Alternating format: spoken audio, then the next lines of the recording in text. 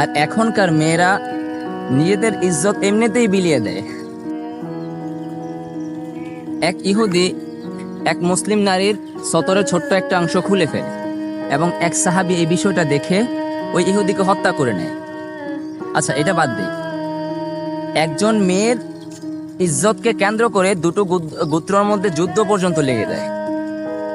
আর এখনকার মেয়েরা নিজেদের ইজ্জত এমনিতেই বিলিয়ে দেয়।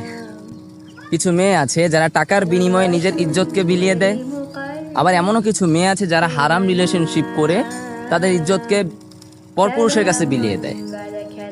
আচ্ছা, মেয়েরা এখন এমন জামা কাপড় পরে যেই জামা কাপড় ছেলেদের, মেয়েরা এখন প্যান্ট শার্ট পরে ঘুরে, মেয়েরা এখন এমন জামা কাপড় পরে যে জামা কাপড় পরলে তাদের শরীরের পুরো গঠনটাই বোঝা যায় বা তাদের শরীরের অঙ্গ সব দেখা যায়।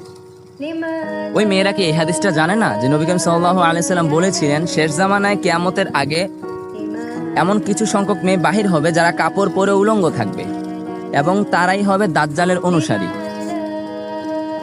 আমার কাছে অবাক লাগে যে এখনকার কিছু মা বাবারাও তাদের মেয়েদেরকে অশ্লীলতার দিকে ঠেলে দেয়। ছোটবেলা থেকেই তাদেরকে অশ্লীলতা শিখায় বা অনলাইনে তাদেরকে কাজ করা শিখায়। মেয়েরা থাকবে পর্দার পিছনে। মেয়েদের ইজ্জতকে আল্লাহ পাক রব্বুল আলামিন অনেকটা বেশি মূল্যবান করে সৃষ্টি করেছেন, কিন্তু এখনকার মেয়েরা এতটাই সস্তা নিজের ইজ্জতকে মনে করে যে সামান্য কিছু টাকার জন্য বা হারাম সম্পর্কের জন্য নিজের ইজ্জতটাকে বিলিয়ে দেয়। আমি মা বোনদেরকে বলবো, আল্লাহ পাক রব্বুল আলামিন আপনাদেরকে বুঝার তৌফিক দান করুক, আমাদের সবাইকে হেদায়েত দান করুক, আমিন।